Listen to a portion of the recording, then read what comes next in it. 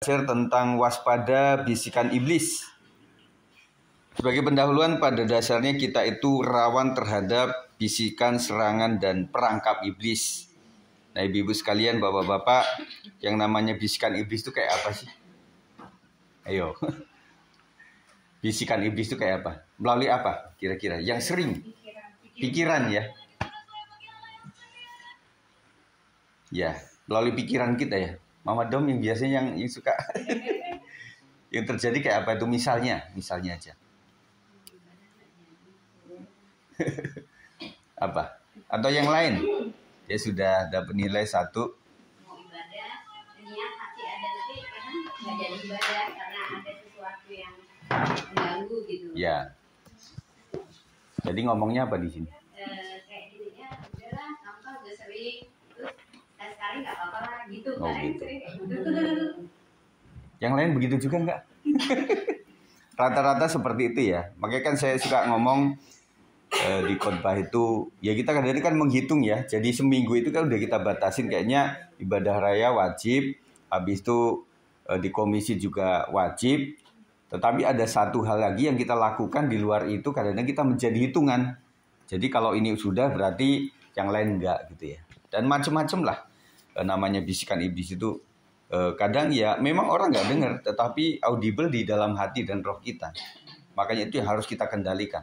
Karena di dalam pikiran kita selalu ada yang namanya bisikan iblis melalui hati kita, melalui pikiran kita. Nah, kita tinggal tanggap yang mana yang mesti harus diikuti. Jadi kita itu rawan terhadap bisikan iblis, kemudian serangan iblis. Nah, kok serangan iblis kayak apa? Ada yang pernah ngalamin serangan iblis? Bu Sinaga pernah nggak, Bu? Ngalamin? Ketakutan. Jadi ketakutan nggak normal ya. Jadi takut begitu ya. Kekhawatiran. Iya, kekhawatiran. Bu Sarah khawatir apa, Bu? Takut. Khawatir sama takut. Lagi. Jadi serangan roh-roh jahat itu memang kita nggak sering ya. Karena kita kan ada di dalam Tuhan. Kadang cuma bisikan gitu ya. Kadang nggak sampai sih menyerang kita. Kalau menyerang itu yang paling benar-benar bisa terukur itu orang kesurupan. Itu benar-benar diserang dan dia sendiri nggak bisa melakukan apa-apa karena udah dikendalikan oleh roh jahat itu. Makanya kita perlu orang lain yang mendoakan itu, mengusirnya di dalam nama Tuhan Yesus. Nah, kemudian perangkap iblis apa kira-kira? Kalau di kampung kita suka ada perangkap burung ya. Nah, kalau di kota itu yang masih ada perangkap tikus. Ya, perangkap ayam hutan juga ada. Perangkap babi juga ada sering di waktu saya kecil itu ya. Nah, kalau perangkap iblis kayak apa? Kira-kira? Mau pergi ibadah tapi gini, kayak aku gitu ya pernah ngalamin, ada yang sendaran ya tapi mau ibadah, ini tapi jarang, ini rezeki gitu. Jadi goyang. Ini kan nggak pernah mesen gitu. Ibadah jadi iya, itu masih dalam kadar bisikan sih, Bu. Masih dalam bisikan. Perangkap itu adalah jebakan, jerat yang kita nggak sadar bahwa itu ternyata menjebak kita. Mama Dom apa tadi ngomongnya? Apa ya? Dia sendiri lupa. Foya-foya. Kejebak kalau bersenang-senang gitu. Dunia malam Kejebak di situ ya. Iya. Di dalam dunia malam dia nggak menyadari kan? Iya. Namanya kejebak itu atau keperangkap itu nggak sadar. Iya. Oh, ternyata saya udah di sini masuknya. Saya udah sampai sejauh ini gitu loh. Nah, makanya kalau jangan sampai kita sampai terperangkap ya. Jangan, ya bisa terperangkap di situ. Tadinya kan pada hari Minggu menteri kita kan kayak lepas aja gitu, tapi nggak ingat hari. Terperangkap. Nggak taunya saya udah sampai di sini gitu ya. Ya, jadi bisikan, kemudian serangan, perangkap iblis itu kita mesti hati-hati betul. Karena kita rawan. Roma 3:23 kita baca sama-sama yang sudah bisa baca. 1, 2, 3. Karena semua orang telah berbuat dosa dan telah kehilangan kemuliaan Allah. Nah, itu adalah cikal bakal manusia itu sudah kandung lahir daripada keturunan orang berdosa. Jadi rawan gitu loh. Jadi meskipun anak kecil, lebih kecil lah. Sekarang kita bilang si anaknya Bang Oto siapa? Chloe ya? Chloe ya. Ya. Beda lidah. Nah, sekecil itu ya, kan masih polos aja lah. Tetapi sebenarnya di sini ada bibit gitu loh. Yang nanti sesela itu udah muncul. Oh, ternyata kok siapa yang ngajarin juga? Itu kan datangnya dari naluri atau natur keberdosaan seseorang. Jadi makanya di antara kita itu termasuk saya juga nggak bisa nyombongin diri ya. Kita sama-sama punya latar belakang, kita keturunan orang berdosa lah. Jadi ya sudah, kalau dalam keadaan seperti kita sudah sempat jatuh, dan yang penting endingnya seperti apa. Ya, makanya orang bilang itu yang penting awal atau akhir. Yo, awal atau akhir yang penting? Akhir. Saya ada orang bilang kalau awalnya nggak baik, bisa nggak mengakhiri dengan yang baik? Ya, bisa kan? Tapi bisa juga enggak. Nah gitu kan. Jadi artinya bahwa yang penting itu kita endingnya adalah bagaimana, kata Bu Cindy kan akhirnya bagaimana yang terbaik. Tetapi jalanan itu mesti harus kita lewati sehingga berakhir dengan sesuatu yang baik gitu ya. Kita berharap nantinya kita juga bisa mengakhiri dengan finishing well gitu. Finish selesai dalam keadaan baik-baik begitu ya. Dengan sebagai murid Yesus pada waktu itu pun tidak jaminan jauh dari godaan. Pak, saya bisa baca Pak, Matius 16 ayat 22 sampai 23. Ini kisah tentang Petrus. Petrus itu dekat ya sama Tuhan Yesus. Murid yang dekat. Jadi ada Yohanes, ada Yakobus, tetapi Petrus juga termasuk orang yang dekat gitu ya, yang luar biasa. Silakan Pak. Matius 16 ayat 22 sampai 23. Tetapi Petrus menarik Yesus ke samping dan menegur dia. Katanya, Tuhan, kiranya Allah menjauhkan hal itu sekali-kali takkan menimpa engkau. Maka Yesus berpaling dan berkata kepada Petrus, "Nyahlah iblis, engkau suatu batu sandungan bagiku, sebab engkau bukan memikirkan apa yang dipikirkan Allah, melainkan apa yang dipikirkan manusia." Coba bayangkan, ini Petrus loh, orang yang betul-betul murid yang dekat sama Tuhan.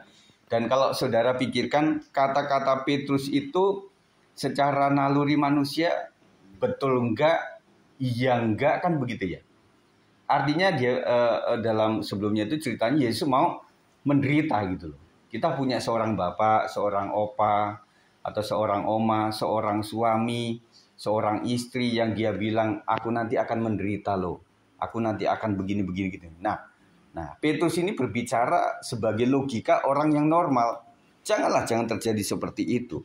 Nah, ternyata memang itu buah pikiran bukan dari dirinya sendiri yang sebenarnya baik gitu ya. Enggak, tetapi Tuhan sangat tahu kan dia bisa membaca roh seseorang. Dan sampai dikatakan, "Nyahlah iblis, engkau suatu batu sandungan bagiku. Sebab engkau bukan memikirkan apa yang dipikirkan Allah, melainkan apa yang dipikirkan manusia."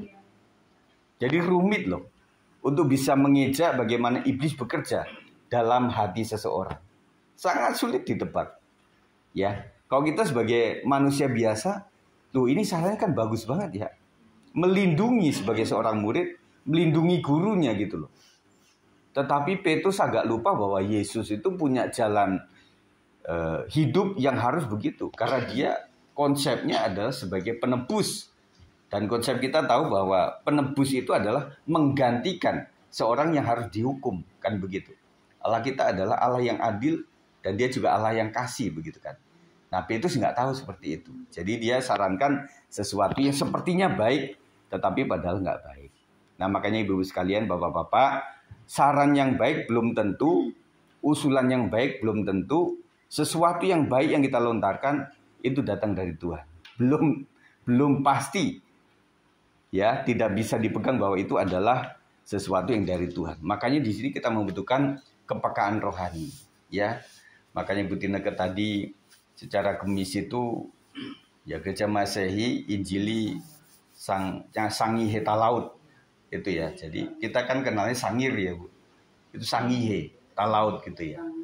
Nah, itu mirip-mirip gereja-gereja Protestan. Jadi ya itu kan beda ekspresi aja sih sebenarnya, Bu. Kalau Pentakosta lebih kan yang tengking-tengking, lebih teriak-teriak begitu ya. Nah kalau mereka itu lebih kalem, kayak GKI juga kalem gitu ya, HKBP juga relatif kalem gitu ya, GKJW juga kalem. Dalam artian ya pokoknya begitu saja, kayak formalitas begitu ya. Kalau kita kan lebih menggebu-gebu ya gitu ya. Apalagi kalau bedanya kalau di 10 malam itu, wah beda gitu, lebih menggebu-gebu gitu ya. Nah Pak Nathan memiliki latar belakang yang agak ke situ, jadi iya, oh puji Tuhan ya. Iya, betul. Jadi ada termasuk bibi-bibi kita dulu kan dari Karo juga susah. Bisa ya. Sekarang menjadi penari yang baik. Iya, kalau saya lihat dari tengah-tengah zaman waktu menyanyi itu justru mereka luar biasa ya. Semuanya juga begitu ya. Intinya bahwa itu bisa dirubah kok. Yang penting kita menikmati lagu itu, kita menyanyikannya dengan sungguh, itu akan otomatis kok kita itu. Ya. Nah, orang-orang Protestan pun sebenarnya beberapa juga ketika mereka ada di suatu tempat tertentu, waktu ada pesta tradisional atau adat itu juga joget juga kok. Ya. Nah, mereka yang di gerejanya itu alim, yang begitu gitu ya. Waktu pesta mereka lebih loh. Ya Bu ya. Oh, iya. Manado, Sangir, kemudian Kupang, Batak, Karo, ya. Jawa juga gitu ya Pak. Kan ada Tayub juga, Tadang gitu. Ada juga. Semua suku itu mengandung itulah sebenarnya. Ada ekspresi-ekspresi begitu. Di Papua juga begitu ya. Nah, mereka membedakannya di situ Bu ya. Ya puji Tuhan lah kita sudah berubah. Jadi kita melihat bahwa tidak selamanya dalam hati kita itu adalah roh yang benar. Kita harus berjalan dengan Tuhan. Ini sesuai dengan kehendak Tuhan atau tidak. Ya karena kan abu-abu ya. Pastinya bagaimana begitu. Iblis membuat kita tak memiliki kuasa atas kehendak kita pun. Kita baca sama-sama Roma 7 ayat 18 ayat 20. Sebab aku tahu bahwa di dalam aku, yaitu di dalam aku sebagai manusia, tidak ada sesuatu yang baik. Sebab kehendak memang ada di dalam aku, tetapi bukan hal berbuat apa yang baik. Sebab bukan apa yang aku kehendaki, yaitu yang baik, yang aku perbuat, melainkan apa yang tidak aku kehendaki, yaitu yang jahat, yang aku perbuat. Jadi jika aku berbuat apa yang tidak aku kehendaki, maka bukan lagi aku yang memperbuatnya, tetapi dosa yang di dalam aku. Jelas ya? Ngerti nggak dari bahasa ini? Jadi kita itu seringnya berpikir baik. Karena budi pekerti kita itu pada dasarnya baiklah. Sejahat apapun itu nilai kebenaran baiknya itu selalu ada di manusia itu. Tetapi seringnya melakukannya atau tidak itu keputusan terakhirnya itu. Jadi kita juga sering berpikir, wah Tuhan, nanti kalau begini saya akan memberikan yang terbaik. Jatuhnya nggak baik, ya. Jadi banyak hal yang kita pikirkan yang awalnya itu baik gitu ya, tetapi jatuhnya nggak baik. Makanya saya suka berbicara begini, karena manusia dinamis. Misalnya nasar atau apa itu kadang-kadang menjebak kita. Jangan pernah janjikan apa-apa sebelum segala sesuatu berlalu begitu loh. Nah lebih kepada spontan aja. Ada segini ya sudah segitu ya. Karena iblis juga suka yang mengganggu kita supaya nggak jadi gitu loh. Nah sekarang pikirkan Bapak Ibu Saudara sekalian, apa yang pernah kita berpikir tentang sesuatu yang baik, jadinya kita lakukan yang salah. Sering gitu nggak kira-kira? Sering kan? Ada contohnya? Kayak kita misalnya kesal sama nih orang, terus kita bilang dia jangan gitu, tapi nanti setelah ketemu dia kita maki-maki dia. Iya. Gitu. Sering gitu Bu? Terus sering naik motor. Iya. Motorin orang. Ya. Nah itu setuju itu, memang saya kan tukang motor juga. Di sini nggak kuat gitu. Aduh nih orang bagaimana begitu ya. Ya tetap cuma saya punya pendamping kadang udah jangan-jangan gitu ya. Nah kalau ini kan busarahnya. Janjinya Pak Hartono yang gini. Udah jangan begitu. Pelan-pelan. Oh gitu ya. Sering gitu ya Pak Ibu. Mendingan saya yang boncengin deh. Gitu. Tapi nggak mau. Iya. Tapi emang kadang-kadang kalau kita secara pribadi lebih mudah ya. tetapi pendamping kita atau sekitaran kita itu yang membuat itu bisa gagal. Betul Madam ya? Nah kita pengen yang baik, tetapi kalau suami kita nggak mau, ya Tuhan, nggak bisa lagi. Ya suami pengennya yang baik, istrinya nggak mendukung, ya pada baiklah, nggak bisa jalan gitu ya. Jadi makanya disinilah kita membutuhkan satu frekuensi gitu loh. Kalau istrinya AM, ya suaminya AM. Kalau istrinya FM, suaminya juga FM gitu ya. Nah kita sedang menyelaraskan dengan anak-anak kita. Kadang-kadang kita sudah FM, anak kita masih AM misalnya gitu ya. Jadi frekuensinya nggak selalu cocok di situ ya. Jadi makanya ibu-ibu sekalian, kita akan terus menggolkan yang baik lah kepada Tuhan ini. Tuhan tahu itu penting, tapi taat firman lebih penting. Yakobus 4:17, 1, 2, 3. Jadi jika seorang tahu bagaimana ia harus berbuat baik, tetapi ia tidak melakukannya, ia berdosa. Wah, ternyata ada ancamannya. Jadi kita cuma sebelah tadi kan, sebelah, oh udah berpikir yang baik jadinya nggak baik, ya sudahlah nanti diulangi lagi gitu ya. Tapi itu kalau sering dilakukan, itu terancam kita di dalam ayat ini. Jadi kalau kita tahu yang baik dan kita tidak melakukannya, itu disebut sebagai sesuatu yang berdosa. Berarti setiap hari kita minta ampun kepada Tuhan. Saya selalu minta ampun kepada Tuhan. Tuhan ampuni saya Tuhan. Yang paling sering itu pikiran saya, Tuhan ampuni saya. Pikiran saya bisa salah. Mungkin seperti murid itu yang berkata ide yang bagus, usulan yang bagus, padahal datangnya dari kuasa iblis. Ampuni aku Tuhan pikiranku ini. Kemudian dilampiaskan dalam perkataan kan. Ya makanya kalau di jalan itu perkataan spontan. Jadi nggak ada rem gitu ya. Nah baru setelah di rumah, kenapa gue tadi ngomong begitu gitu. Kenapa gue mesti nyiap begitu ya. Kadang penyesalan terjadi ya. Nah makanya Tuhan ampuni saya pikiran saya, kemudian perkataan saya, kemudian tindakan saya. Pokoknya pikiran, perkataan, dan tindakan yang perlu kita lakukan. Saya tanya yang setiap hari, ya nggak setiap hari lah, agak sering meminta ampun kepada Tuhan siapa? Angkat tangan. 1, 2. Mirip. Iya. Ya seorang mulia pun nggak akan pernah lah lepas daripada kesalahan itu. Makanya sebelum kita memulai hari, Tuhan ampuni saya Tuhan, apalagi malam ya. Wah itu sering itu teringat, aduh dari pagi saya udah gini. Aduh ampuni aku Tuhan, semoga dia nggak ingat, semoga dia nggak memendam dalam hati, semoga dia nggak teringat terus begitu ya. Nah akhirnya kita aduh Tuhan tolong saya, ampuni saya begitu ya. Jadi minta ampun tidak cuma 1 kali dalam sebulan, tetapi bahkan setiap hari. Dan bahkan kadang-kadang dalam 5 menit, aduh kenapa saya ngomong begitu ya. Coba ketemu sama orang, saya minta maaf saya ya, karena tadi udah salah saya. Nah karena orang tuh punya pemandangan, pemikiran beda-beda sama kita itu yang kita nggak bisa, pikiran bisa lihat di seseorang itu, kita kan nggak bisa mengoperasikan pikiran orang. Jadi membuat kita, aduh Tuhan ampuni saya Tuhan, semoga tidak terjebak, tidak terperangkap, tidak lebih lagi kemana-kemana itu. Akhirnya kita minta ampun kepada Tuhan. Syukur-syukur kalau kita minta ampun kemudian orangnya masih ada. Ya, makanya anak juga disarankan supaya minta ampun kepada orang tua juga. Kalau orang tua sudah nggak ada, ayo. Ya suami misalnya masih ada, ya puji Tuhan. Habis ini Pak. Habis ini bertobat Pak. Ya Pak D, ya memanglah namanya istri ya. Banyak yang diurusin. Saya tahu istri ini ngurusnya banyak. Ini saya bantu ya. Saya bantu istri ya.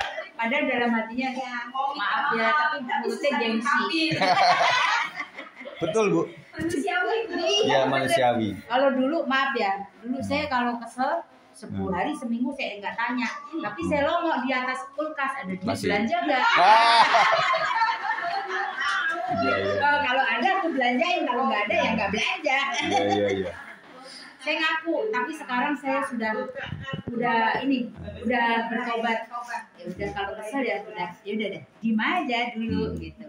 Tapi langsung saya tanya dosa nih, nanti kalau ini masa lalu Bu. Benar saya akuin. Enggak sedang ya. Saya akuin benar. Iya betul. Jadi Kalau pihak perempuan itu kan begitu. Nah, pihak laki itu sebenarnya ya ada ya maksud itu minta maaf atau apa gitu. Tapi kan berat di lidah. Berat untuk ngomong itu. Gengsi. Iya, apalagi Pak D kan baby boomers. Jadi nggak mudah untuk melakukan itu. Orangnya diem, jadi bingung. Iya. Jadi nanti mesti ditulis Pak di whiteboard. Ya maafin aku gitu ya. Tetapi intinya Bapak Ibu, seorang laki-laki itu pasti ada kesedihan juga ya. Kenapa saya melakukannya? Cuma ngomongnya agak sulit untuk melakukan itu ya. Nah tetap ada lah. Nah ibu-ibu juga ada sih saat-saat aduh kenapa saya begitu gitu ya. Nah makanya orang itu kelihatan berharga ketika sudah nggak ada. Percaya nggak? Jangan dicoba ya. Ketika orang sudah nggak ada kita merasa aduh kehilangan banget. Makanya secerewet apa jemaat kita itu biarin aja. Kalau dia nanti misalnya udah nggak ada kita kangen juga sama dia itu. Buktinya Bu Tineke ini. Waktu Panatan ada mungkin ya Bu, mungkin saya tebak-tebakan aja ya. Ada jengkelnya juga. Kenapa diem baik gitu ya, nggak melakukan apa-apa begitu ya. Padahal Pak Nathan juga bingung saya mau lakukan apa ya di sini. Saya puji Tuhan. Kemarin saya juga ngobrol sama Pak Anton juga bagaimana Pak Nathan di sana itu ya. Udahlah di sana ada aktivitas begitu ya. Jadi artinya ada sesuatu yang dilakukan ya puji Tuhan. Karena orang kan mesti bergerak terus. Nah waktu nggak ada kan kangen juga ya. Jadi bengong gitu. Aduh seandainya. Ya. Siapa mau turun badan? Ke Kupang. Nah, ke Kupang. Saya mau ke Kupang. Iya. Di sana ada facial loh. Iya. Iya. Iya. Puji Tuhan. Jadi resepnya juga begitu ya. Jadi kenapa orang kampung itu ya, kalau kami itu kita punya konsumsi juga, tanyalah Pak Sab itu, Pak Hartono itu kalau sempat di kampung itu. Jadi teh manis itu kayak wajib. Ya, jadi saya juga gitu kalau pulang itu si ibu saya juga nyediakan itu. Kalau saya agak bangun siang pasti udah dingin gitu loh. Disediain begitu. Kemudian siangnya ada lagi. Nanti malamnya ada lagi. Belum lagi kalau ada tamu misalnya nemenin kan, ikut lagi gitu. Tapi mereka sehat-sehat karena ya nyangkul lah, nyawa lah, ngarit lah, cari sesuatu di kebun begitu ya. Mungkin di Karo juga begitu ya, Bi. Gitu kan? Dan tempat lain juga begitu. Nah di kota ini kan susah kita. Orang kebun aja nggak ada. Nah di IKN masih ada tuh. Kalau mau beli tanah di sana ya. Ya kita doakanlah supaya Pak Nathan itu bisa awet lah. Jadi panjang umur, sehat badan, kemudian kuat imannya. Panjang umurnya, sehat badannya, kuat imannya di dalam tubuh. Pak Nathan umur berapa Bu? 57, 56, 57. Seumuran siapa 57? Ada? 57. Berapa? 60. Udah lebih umur. Saya baru 52. Ya. Ya, puji Tuhan. Kita lanjutkan Ibu, Bapak-bapak. Pengampunan ada pada orang yang tidak tahu. Nah, tadi kan agak ngancem tuh ya. Wah, kita sudah punya pikiran yang terbaik tapi kita nggak lakukan, ternyata kita bisa dosa tuh. Waduh. Tetapi di sini Lukas 23 ayat 34 mengatakan 1 2 3 Yesus berkata, "Ya Bapa, ampunilah mereka sebab mereka tidak tahu apa yang mereka perbuat." Dan mereka membuang undi untuk membagi pakaiannya. Jadi selalu ada pengampunan bagi orang yang tidak tahu atau belum tahu. Begitu ya. Nah, makanya saudara sekalian, kita semakin tahu akan kebenaran semakin banyak terancam kita itu. Tapi bukan berarti nggak mau baca Alkitab, bukan berarti nggak mau dengar khotbah. Kita mesti tahu kebenaran, ya. Jadi tetap kita belajar terus. Kalau tahu ini, ya saya sudah tahu, ya saya mesti lakukan lah. Kalau ini larangan, saya nggak akan lakukan. Tetapi ini perintah, saya melakukannya. Jadi perintah itu harus dilakukan, dengan larangan harus dijauhi. Kita tidak melakukan itu. Nah, balik-balik lagi kita renungkan, wah saya mesti minta ampun lagi. Padahal saya sudah tahu ini, Tuhan ampuni saya, Tuhan ampuni saya ya Tuhan, ampuni saya ya Tuhan. Nah, salah satu Alkitab yang catat itu, dosa yang tidak bisa diampuni itu adalah menghujat Roh Kudus. Nah bagi awam mungkin bingung ya, menghujat Roh Kudus itu apa maki-maki Roh Kudus atau bagaimana? Nah kami belajar waktu itu, jadi menghujat Roh Kudus ada sesuatu kesalahan yang diulang-ulang menjadi habit. Beda loh habit sama terlanjur, kadung begitu ya. Nah itu beda. Makanya ada pertanyaan kan, ada beberapa artis yang kemudian ubah nama, pindah agama, ntar balik lagi, pindah agama, ntar balik lagi begitu ya. Nah ada orang apakah itu, nah kita dikasih ajar waktu itu, termasuk salah satu dosen kita itu berkata, bisa jadi oleh karena bisnis, bisa jadi oleh karena popularitas. Ada seseorang yang Kristen ya, jadi harus melakukan salam atau apa begitu. Kadang-kadang ya apakah itu disengaja atau tidak. Nah dibandingkannya sesuatu yang tidak bisa diampuni itu 100% dia tahu, 100% dia sengaja, 100% dia adalah normal, tidak gila, tidak sedang tidak waras. Dan dia melakukan itu, tetapi nggak 1-2 kali, berulang-ulang. Itu yang namanya menghujat Roh Kudus. Salah satu contohnya adalah iblis. Contoh yang paling gampang adalah iblis. Kenapa iblis nggak bisa diampuni? Oh dia tahu kok. Dia tahu siapa Yesus, dari mana dia tahu. Dia tahu kok, dia tahu bahwa Yesus adalah juru selamat. Dan dia tahu bahwa dia adalah hakim atas dunia ini. Tetapi sudah tahu, toh enggak bertobat dia. Ya. Jadi makanya dia harus dihukum, begitu ya. Jadi makanya setelah kita mengetahui ini, ya Tuhan dosaku seperti ini. Tetapi sejauh mana kita memiliki dosa? Tetapi ada orang-orang yang begitu jahat seperti sebelah Yesus yang disalibkan itu. Akhirnya waktu dia bertobat di situ, dia janjikan hari ini pun kau akan bersama-sama aku di Firdaus. Jadi masih ada pengampunan. Amin saudara. Jika kita mengaku dosa kita, maka dia setia dan adil akan mengampuni dosa kita. Makanya tiap hari memohon ampun kepada Tuhan. Kita renungkan kasih Tuhan, kita renungkan bagaimana teganya kita terhadap Tuhan. Kita minta ampun, Tuhan tolong saya, Tuhan tolong saya. Apalagi waktu mau meminum perjamuan kudus, kita mesti mengakui tubuh darah Kristus, kita mengakui banyak dosa di hadapan Tuhan, dan baru kita dilayakkan untuk meminum perjamuan kudus itu. Ada prinsip kenapa yang bisa minum perjamuan kudus itu adalah orang ini sudah dibaptiskan. Ada secara simbolis, ya bukan secara imani, secara simbolis bahwa orang tersebut sudah pernah ngalamin di mana dia 100% mengakui Tuhan dan akhirnya dia dibaptiskan. Begitu ya. Nah, puji Tuhan, sebagai penutup kita adalah 1 Korintus 11:12, sebab itu siapa yang menyangka bahwa ia teguh berdiri, hati-hatilah supaya ia jangan jatuh. Bahaya, Bapak Saudara sekalian, kita merasa kuat, kayaknya saya kuat deh. Kayaknya saya kuat. Nah, udah dari kata kayaknya saja itu nggak sesungguhnya. Makanya setiap kita merasa saya bukan orang super. Saya bukan Superman. Tetapi saya adalah orang yang membutuhkan Tuhan senantiasa. Dan kita katakan thank you ya untuk supportnya. Semua adalah kemurahan Tuhan. Ketika orang, Bu, rumahnya enak banget, gede. Puji Tuhan lah, itu karena anugerah Tuhan saja. Puji Tuhan usahanya lancar, itu hanya berkat Tuhan sajalah. Nah gitu, jadi Tuhan saja yang dipermuliakan. Amin. Makanya ketika kita dikasih kesulitan, setiap keluarga beda-beda, ada sakit penyakit, ada ngurusin duit, ada ngurusin anak-anak sekolah, dan juga ngurusin masa depan mereka. Tetapi Tuhan kasih kerikil-kerikil itu supaya kita mengalami Tuhan secara pribadi. Itu kuat di dalam hidup kita. Daripada mendengar kesaksian orang. Katanya Tuhan itu kayak gini. Katanya Tuhan penyembuh. Katanya Tuhan itu penolong. Katanya Tuhan itu adalah Raja Damai yang memberikan damai atas hidup kita. Kemarin saya bicara tentang damai sejahtera.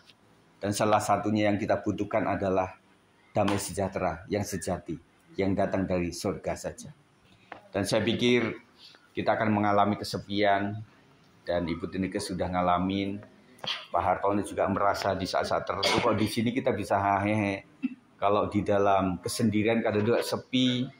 Dan juga yang lain juga begitu kan. Kadang di keramaian kita juga merasakan sepi gitu. Kita butuhkan damai yang sejati, yang nggak hilang.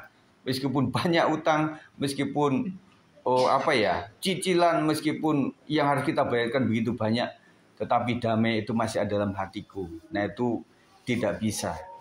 Jadi dunia tidak bisa memberikan damai yang seperti Tuhan berikan. Amin. Jadi mintalah Sang Raja Damai diam di dalam hati kita, sehingga kita boleh langgeng mengalaminya. Puji Tuhan. Mari kita akan berdoa nanti. Pak D sedikit bisa berdoa ya Pak D. Bisa ya kita tutup untuk menerima firman Tuhan. Haleluya.